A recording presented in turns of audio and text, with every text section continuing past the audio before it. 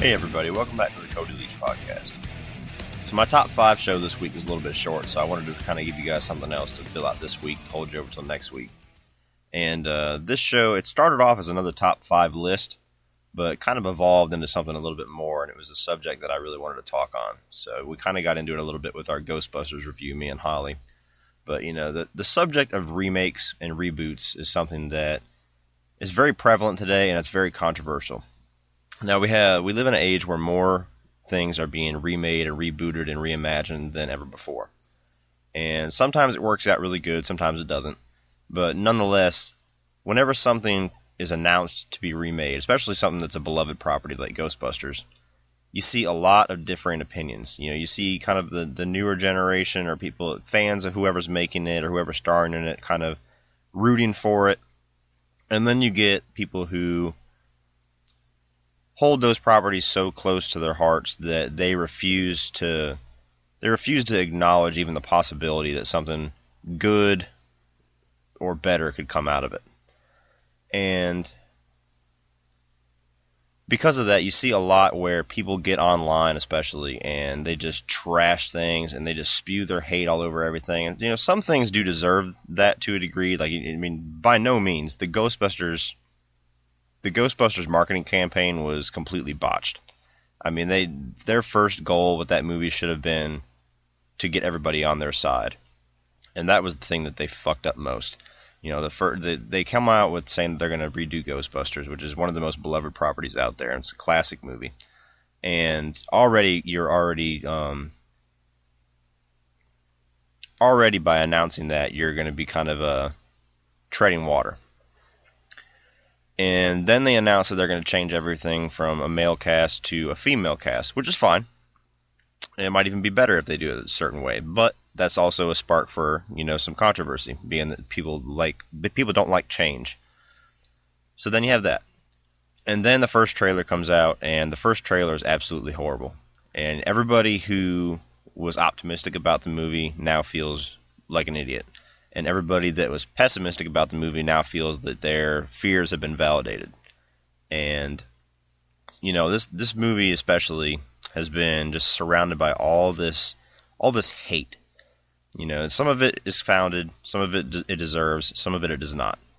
And, you know, you can listen to my review and you can listen to my Ghostbusters review with Holly and tell that, you know, I was not a fan of this new Ghostbusters. But even with me not being a fan of it, I did not go online or go around to people and start spewing hate on it before I had a chance to see the movie.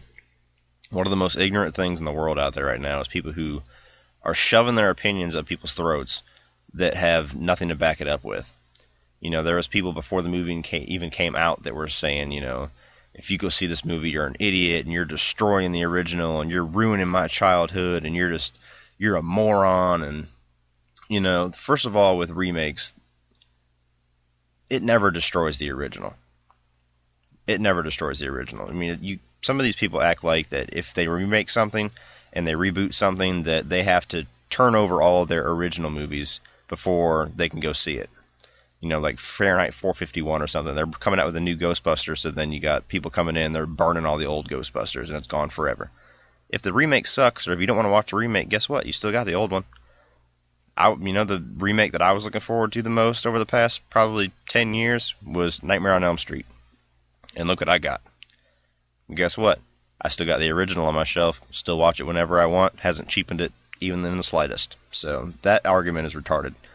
But as far as going out there and just kind of spewing your hate all over things without giving it a chance, the good thing that comes out of a lot of remakes, even if they're not very good, is that it brings attention of the original movie to people that may not have experienced it before. You know, like with a movie like, I'll just say for example, Carrie. Carrie came out, I think, 2 years ago, and it was not very good. But imagine how many people saw that and then went and watched the original. And now you got this Ghostbusters remake. So if somebody goes in there and they really enjoy it, then they've never seen the original, like Holly did. You know, Holly really enjoyed it, and she couldn't wait to watch the original. Whereas if she had not watched this Paul Feig movie with Melissa McCarthy, I probably would have had to twist her arm to watch it. So there is good things to come out of remakes. Now, that being said, the two biggest mistakes that a lot of directors make when they're making a remake that ends up leading to their film being inferior or not very good is they do one of two things. They either try to stick too much to the original to the point where they're all, I mean, it's literally by definition a remake, where they're literally taking the old movie, plastering on some new actors and some new age technology and churning out the same exact story, the same exact plot, the same exact runtime. And there's even shot-for-shot remakes out there, which is very strange. I've never really understood the point of those. But that usually ends up being something where it'll cause the remake to be a failure when it comes out. The other thing is, if they choose to remake a movie that has no need to be remade, the object of a remake should be to tell a story using pieces of an original property to tell a story that you could not tell or that was not told with the first one. If there was certain directions that you think that they could have taken it to make it different, or if there's certain things that you think could be improved and taken in a different direction, you should never remake something and do the exact same thing, because that's absolutely pointless. A really good example of a movie that, a remake that takes everything in a completely different direction, and aside from the title and the basic skeleton of some of the story beats, they're completely different movies. And a good example of that is David Cronenberg's Fly. Watch David Cronenberg's Fly from 1986, and then go and watch the 1958 Fly. Now, the 1986 one is a remake of 1958, but they're completely different movies. And that should be your object when you make a remake, is to do something different. Give us something that we haven't seen before, even if it borrows elements or characters or the title. Give us something that we don't already have. And that's where a lot of people get pissed off when they make remakes of something that they love, because they take it as an insult. They take it as somebody coming around saying, that thing that you love and that you think is absolutely perfect, I can make it better by doing exactly the same thing. And that's where people take offense to it. So, even with that being, the case a lot of times with remakes, I'll say what I said before. If it's something that you hold very close to your heart, even though it's being remade or rebooted or retold, keep in mind that you always have the original. So even if this new thing comes out, the only thing that can ever come from it is that you waste an hour and a half of your time. Or, on the flip side of that, once in a while, you might have something that you actually like. But you always have the original to back you up. Now, with all that being said, I was trying to compile a list of the top 5 movies that should never be remade. Because even with all my defending of the remaking process, there are certain movies out there that I believe should not be touched. And I was trying to think of 5, and God, if I could not narrow down 5, I ended up with 10. And even those 10, there was probably a couple honorable mentions that I could have easily squeezed onto there. But what I'm going to do, I'm going to do the typical top 5 format, just extend it a little bit. I'm going to go over my top 10, and each one of these movies, I'm going to explain why they are perfect the way they are and why they should never be touched or remade. So starting off at number 10. Then put your little hand in mine. There ain't no hill or mountain we can't climb. Babe, I got you, babe. I got you, babe. Groundhog Day. Now, this is one of my favorite Bill Murray movies, and it also stars Andie MacDowell. And it basically follows, a lot of people have seen Groundhog Day, it's a classic, but for anybody that hasn't, it basically follows a story of this news anchor, and he goes to Punxsutawney, where they have the annual Groundhog Day celebration, and, he's just this miserable smartass. He's Bill Murray, it's the Bill Murray character that he usually always plays. And he gets stuck in this town where every single day when he goes to sleep, he wakes up again, and it's the same day over and over and over again. So it's the same day repeating, and no matter what he does, he can't get out of it. It's the same day. And there's a lot of classic comedy beats in this movie. That Harold Ramis directed it, and Harold Ramis and Bill Murray are a comedic partnership that you could never recreate with any comedian today. I don't care who it is. Those two, with the way that they teamed up for the humor in this movie, you could not recreate that with anybody. And there's a lot of great jokes. There's this kid that he sees basically falls off of a tree, and he must break his arm or get, get injured really bad, and he always runs to that certain spot of the town to save him from a tree every single day at a certain time. And there's this guy who recognizes him from his past that keeps walking up to him, and there's a great scene where he just punches him in the face. And there's a scene where there's a woman that he sees in a diner that he's really attracted to, and he walks up to her and asks her some personal information about herself, and then just walks out, and she has no idea why. And then he comes back the next day after everything's been reset, and acts like that he knows her from his past, like, oh, hey, I know you, and starts telling all the details that he knows about her and ends up sleeping with her. There's just, from start to finish, that movie's hilarious. Now, the reason why it should never be remade, aside from the fact that I already said that you could never recreate that comedic partnership of Bill Murray and Harold Ramis, Groundhog Day is a movie where the story of the movie essentially remakes itself throughout the entire movie. You know what I mean? Like, the storyline of that one day gets retold in dozens of different ways over 90 minutes. So going at that, trying to remake it again, would kind of be squeezing the life out of something that's already been bled dry. And they really did squeeze just about every joke and story thread out of that premise in that one shot of that movie that you could probably do. I can't imagine anybody coming through and writing another 90 minutes worth of comedy based around that premise. So, number 10 is Groundhog Day. Number 9.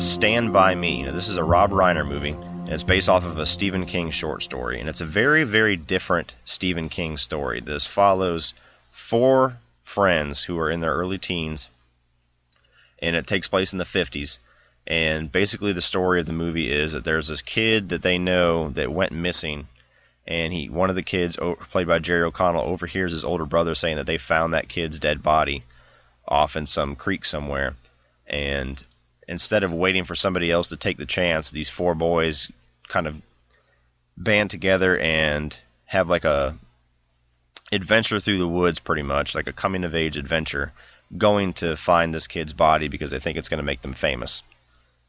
And that's the basic premise, but that's just kind of the wrapping paper of the story of the movie. The real story of this movie is how these 4 boys just kind of grow up, and it's a coming of age story.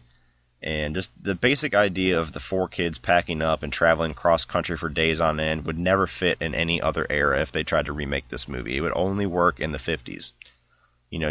Can you imagine any kids from 2016, 4 kids, early teens, packing up with some sleeping bags and some snacks and going on a 3 or 4 day hike just to find a body and then having to walk all the way back? It would never happen. So that basic idea is stuck in that era. Now, just the simplicity of the adventure that ultimately becomes this coming-of-age event for the 4 boys, and the unavoidable tragedy that life always brings to kids, where almost always those lifetime friendships, life always finds a way to dilute or just completely dissolve those once-in-a-lifetime friendships that you have. And everybody knows that it's happened. Everybody's had it happen to them, where you have these friends where, you've got such a strong bond when you're young, and you just picture you always being friends with this person, and for some reason life just finds a way, whether, one of you moves away, or just junior high gets a hold of you and you slowly start drifting apart, or just your attitudes change, and just almost always, just very rare that you can find somebody where they have a lifelong friend that they still have in their adult years. And, just the lifelong, that unavoidable tragedy and that simplicity of that coming-of-age story that these 4 boys go on is something that does not need to be retold, and you should not retell it in any other way than the way that Rob Reiner gave us in that movie. So number 9 is Stand By Me. Number 8.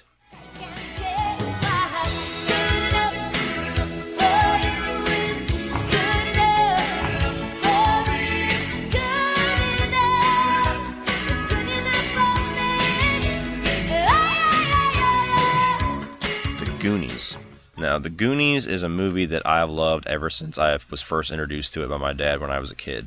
And to this day, I mean, I popped that movie in for Shane and Bella whenever Holly and I first got together, and in one shot, they were Goonie maniacs. You know, they asked to watch it all the time, and they quote it once in a while. But, you know, The Goonies is, you know, one of those movies that it can only be done once. They've been trying to get a sequel made for this movie for as long as I can remember. And I'm glad that it hasn't come to fruition yet, because this is not a story that needs to be retold or revisited, because it's just absolutely perfect the way that it was given to us. You know, every one of those kids from the Goonies are their own standout character. You know, none of them are cookie cutter characters where they're kind of the same. They all have their own personality, their own tics, their own things that make them stand out in the movie. They're absolutely casted perfectly. You know, you got Corey Feldman and Sean Astin and Josh Brolin when he was really young. They all have their standout lines and their moments, and there's no writer in this world that could recreate that story and those characters and hit it the way that they hit it with the Goonies. And just that classic sense of adventure, if it was told nowadays, 100% positive, it would be muddled by just this huge, out-of-this-world budget and CGI everywhere, and just, you know, the pirate traps and the pirate ship and all the little booby trap rooms and, you know, the scene with the piano and everything like that. All that stuff with the practical effects is perfect the way that it is, and there's no improving it. And the other thing that, you know, would be a byproduct of recreating that movie today, the political correctness of today and everybody being so sensitive nowadays, would alter or completely disavow the character of Sloth. You know, I don't see them making a remake to the Goonies and keeping that character, or at least keeping it the way that he is in that movie. You know, that would be a character you would lose in a remake, and Sloth is the life of the Goonies. You know, there's no t-shirts out there from the Goonies that don't have this, you know, Sloth's face on it or something that Sloth says. You know, everybody quotes the Goonies, they always quote Sloth. You know, Baby Ruth, or hey, you guys. You know, everybody always quotes Sloth. So you could not remake the Goonies without that character. And one more small little piece of information, too, is the soundtrack to the Goonies is absolutely timeless. I mean, anybody that's seen and loves the Goonies, you cannot hear Cyndi Lauper sing that song and not immediately want to go home and watch the Goonies. So I can't see them doing the Goonies and even coming close to churning out just the magic that you have. So number 8 is the Goonies. Number 7.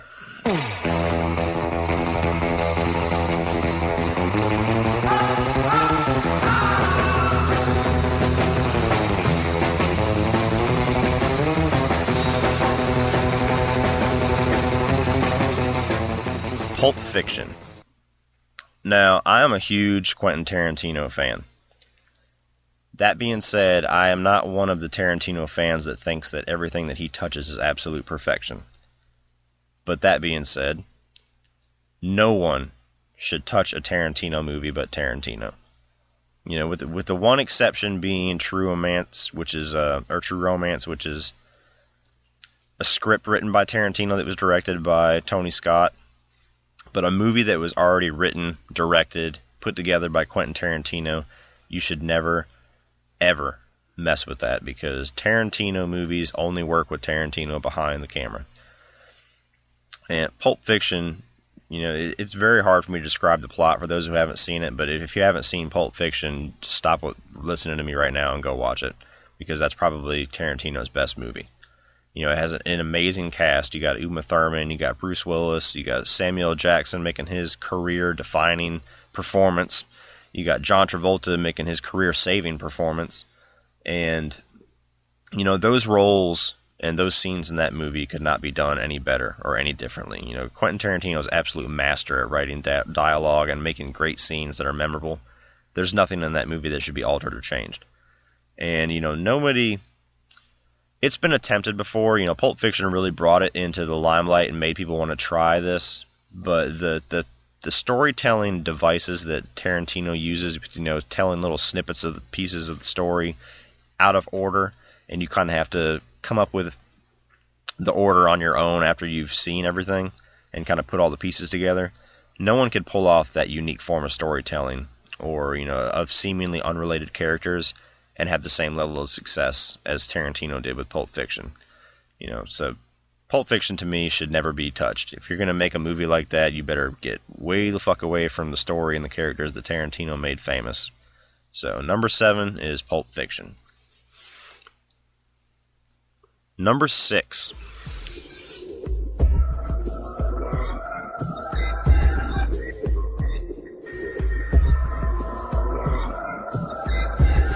Seven. So David Fincher directed this movie, and it starred Brad Pitt and Morgan Freeman. And when 7 came out of nowhere. The unique and the genius storyline of 7 can only be told once.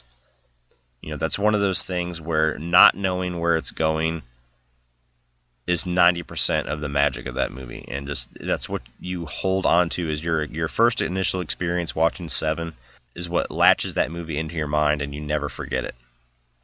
On the outside, it's a typical murder mystery, but 7 is about 20 layers deeper than most murder mysteries. And the main reason that you should never remake 7, especially if you're going to keep the exact same story, is the Kevin Spacey. The entrance of Kevin Spacey when he walks into the police station revealing himself as the killer is one of the most out of left field scenes in thriller history. Your thrillers have the same basic skeleton of a premise all the time. You got your detective, he finds his case and he has his clues, and throughout the movie he's slowly piecing things together. He might have a few red herrings, he might have a few, false accusations here and there. He might have one or two altercations with the killer that he can't unmask. And you always end up having the third act reveal where the detective finally discovers who it is. Not in 7. In 7, the killer just walks in and says, "All right, here I am." And even the detectives in the movie have no idea what the fuck is going on whenever he comes in. So the shock value of that scene alone, and just coming out of left field from a storyline standpoint, you couldn't recreate that. You couldn't surprise people again. Going even further with that, the famous twist ending of 7.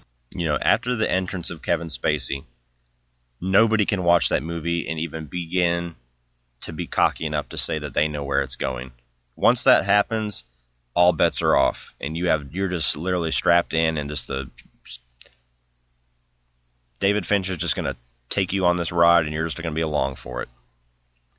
And the twist ending in that field, whenever that box gets delivered, still to this day is one of the most shocking endings to any movie ever.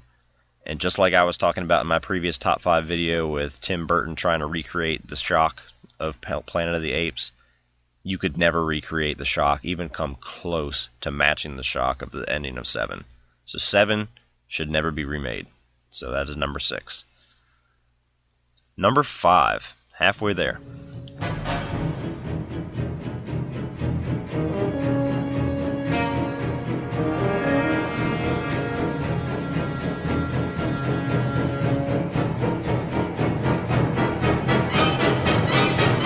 Jaws.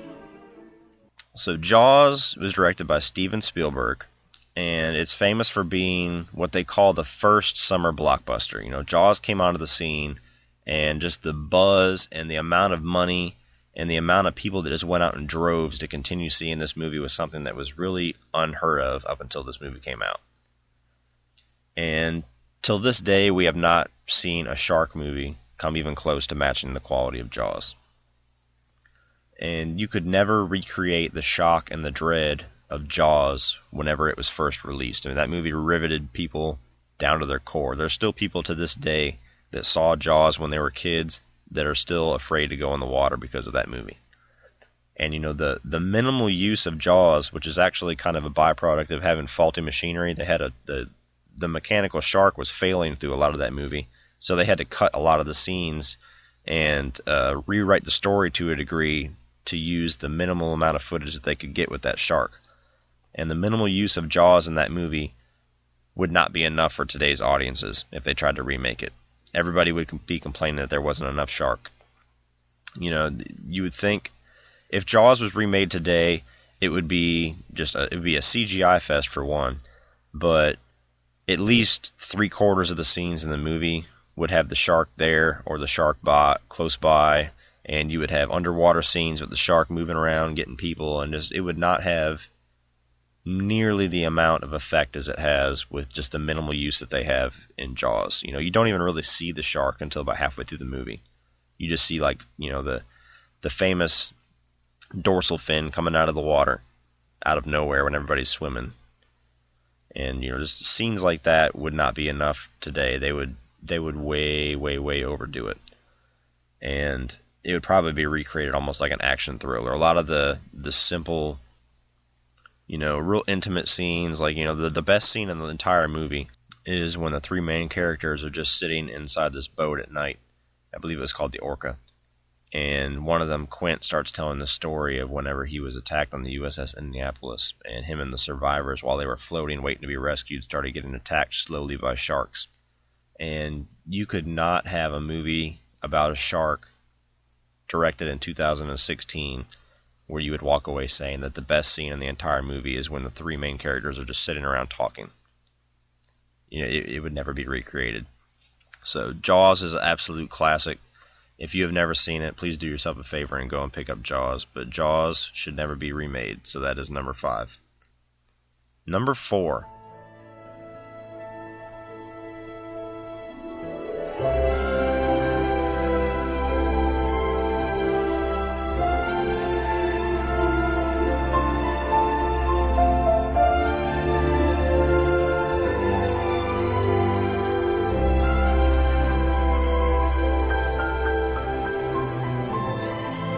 Forrest Gump. Now, Forrest Gump, majority of people have seen it out there, but it is starring Tom Hanks as the title character, Forrest Gump, and it's based off a novel, and it was directed by Robert Zemeckis. And as many great things as Tom Hanks has done in his career, Forrest Gump, no question that is his most beloved performance. And if it was remade today, there is no actor on this earth that could top or match what Tom Hanks brought to that character. And the rich history that drives that movie throughout, you could never repeat, and you could never swap out the events that they go back to in that movie, like the Watergate scandal and things of that nature. You could never go back and swap that out with current events of the past 10 or 15 years. It would never work. And that's one of those movies too where the supporting cast is absolutely perfect casting. You have Jenny, played by Robin Wright Penn, who's his love interest and his best friend. And you got Lieutenant Dan, who's one of the most famous characters from that movie, played by Gary Sinise. You got Bubba, played by McKelty Williamson. And those roles would never be improved upon or bested by a different actor or changing out from a different character. The sweetness and the sadness and the charm of Forrest Gump as a character is just this perfect storm, lightning in a bottle, that today, if they tried to recreate the character of Forrest Gump, they would lean too heavily on one of them. They would not have that perfect mix that Tom Hanks and Robert Zemeckis found for that character. So Forrest Gump absolutely should never be remade. Number 3.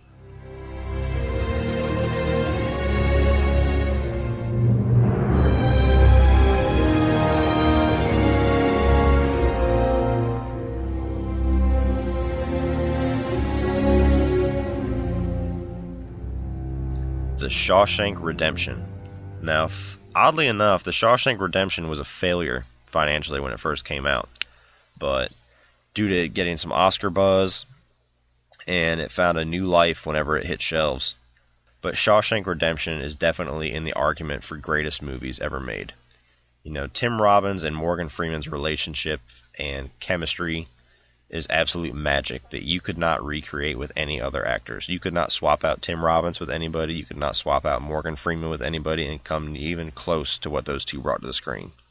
The Shawshank Redemption has such a rich, gripping, and an emotional story that can't be retold or improved in the slightest. There's so much richness to all the different characters that support Tim Robbins and Morgan Freeman in that movie. You got like William Sadler and some other characters that come through, and it's one of those few movies in prison especially where all the focus isn't on the main character, and you feel just as attached to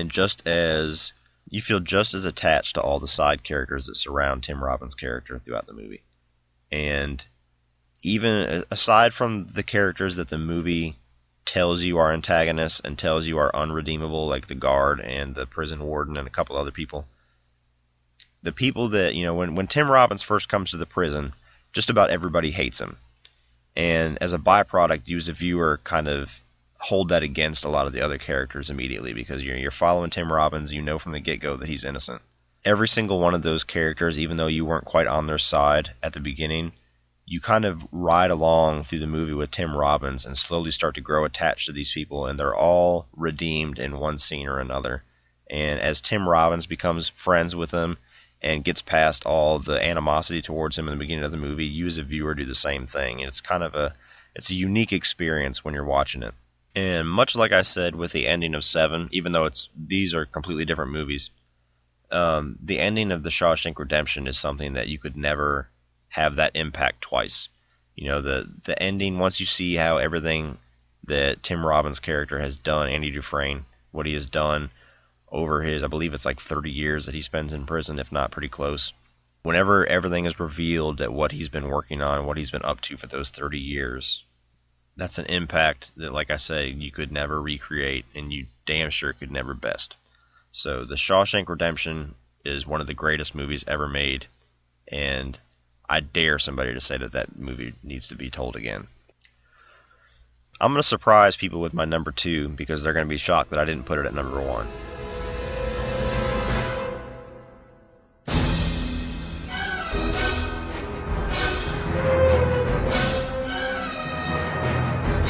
Die Hard. So in a previous video, I had a viewer question ask me my favorite movie of all time, and I said that it was the original Die Hard. And I gave a lot of reasons why. And Die Hard is one of those movies that, just like everything else on this list, you should never try to remake the story of Die Hard, for multiple reasons. First of all, no one could ever top Bruce Willis playing the character of John McClane, at least in the first 4 movies. And on the opposite side of that, no one could ever top Alan Rickman as Hans Gruber. John McClane has gone down in history as one of the greatest action heroes of all time, and Hans Gruber has gone down in history as one of the best villains in movie history. And no one could top that. The action scenes and the grittiness and just the bloodiness of Die Hard is still rivaled in a lot of action movies today. There's very few action movies that can hit the way that Die Hard hits. And, the sharp, witty humor that Bruce Willis brings to the character, and especially in the first Die Hard movie, is something that you're not going to be able to match with another actor or trying to repeat that character. It's lightning in a bottle. And aside from all that, the other main reason that you should never try to remake Die Hard is that the basic skeleton of Die Hard, the story, has been redone to death.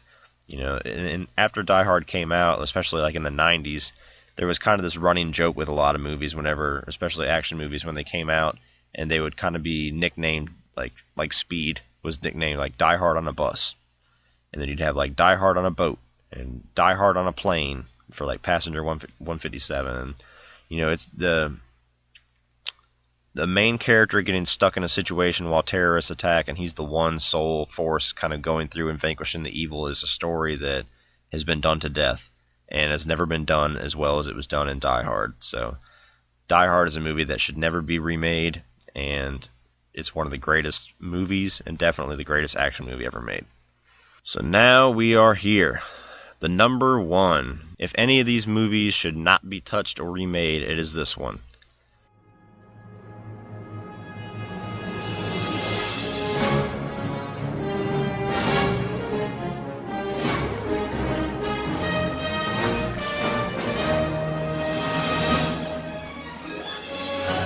Back to the Future.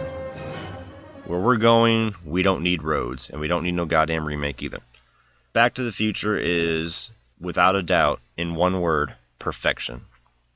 There's even, there's a documentary out there called Out of Time, and there is film schools and very, very prestigious universities that use the script of Back to the Future as their template in their class for teaching kids how to write the perfect script. Back to the Future is one of those lightning in a bottle movies where you have a perfect cast mixed with a perfect script and led by perfect direction. And Back to the Future is a timeless classic that that movie never ages. It's ridiculous. I can watch that movie today and it has the same impact as it had on me when I was 6 years old and first watched it. I watched it with Holly when we first got together and she loves it. And it's one of those movies where it's absolutely timeless. You can play it in front of your kids, you can play it to somebody who's never seen it before, and it has the same impact that it did back in the 80s when it first came out in 1985. And Marty McFly and Doc Brown are characters that are absolutely synonymous with the 80s. And a remake today, if they tried to remake this movie today, the first problem that they would run into is that they'd probably try to send them back to 1985 instead of 1955, and a lot of the charm of the 50s is what drives that original movie. You wouldn't be able to keep a lot of the story beats and keep it as lighthearted and as fun as that original movie is. Like, could you imagine somebody trying to remake Back to the Future and what they would do to Biff, for an example? Like, Biff's bully tactics and just the way he talks and like the scenes where he's more or less fondling Lorraine, and you could even argue that he's raping her, really, at the end of the movie. Yet the movie's lighthearted about it. You could not retell that story today and have it be as lighthearted and as fun as it was. It would take a really dark turn and get way too serious in the scenes with Biff. And his bullying tactics where he's kind of, it's that old 1950s bullying where he just kind of has a big mouth. If they try to retell that nowadays, or if they try to take it to the 80s, it would be like a violent character. And that's one of the examples of some of the things that the story beats of Back to the Future when they originally made it that they would not be able to recreate in today's audience. And really, a lot of the story beats would get ripped apart by today's political correctness. Like the fondling and the almost raping of Lorraine would never be tolerated. There's like the fun and lighthearted scenes, like the scene in the diner whenever he first gets there, and you got the mayor, Goldie Wilson, who's just sweeping up the place with a mop. Having the African-American character sweeping up a mop and everybody basically telling him, yeah, you're never going to be anybody like the owner of the diner was, that wouldn't stay in the movie. Just a lot of things would get ripped out of that movie, like the scene where Marty kisses his mom. That it's funny when you watch it in Back to the Future. It would not be funny if they remade it today. They wouldn't be able to have the charm. Just the relationship of Marty McFly and Doc Brown in general wouldn't be able to be retold today without people asking too many questions. Like, a grown old man hanging out with a teenager at a mall in the middle of the night, or whatever other scene that they would do if they recreated it nowadays. Like, nowadays there would be all these questions like, I wonder, what is he really trying to do something with Marty? What's going on with that? And it's one of those movies where all these things that people would ask and they would, raise their eyebrows at in today's society, nobody asked those questions in 1985 when they made that movie. You just went with it for the story, and it was never anything more than what the story called for. And, the other most famous object from Back to the Future is the DeLorean. The DeLorean is synonymous with Back to the Future. Nobody looks at a DeLorean and doesn't think of time machine. And if they remade that today, sending somebody back to 1985 from 2016, God knows what vehicle they would use. And it would never be as iconic as the DeLorean. So, there's so many reasons why Back to the Future is absolute perfection, should never be touched, should never be retold. Nobody should ever be cocky enough to think that they could come up to that story and those characters and do even half as good a job as that original movie. So Back to the Future is absolutely my number one movie that should never be remade. Alright guys, well that pretty much wraps up this episode. I hope you enjoyed it, and always like and subscribe below on SoundCloud, and leave any comments or questions or your own 10 list of movies that should never be remade below. And even if you want to leave a little bit of commentary on my thoughts on the remake process that I started out this video with, please by all means go ahead and leave that below. But leave any comments you have on Facebook or on SoundCloud, and any viewer questions you may have, go ahead and send them in, and I will add them to a Q&A episode or the end of my Monday movie news episodes. As always, this is the Cody Leach podcast, and I will be back.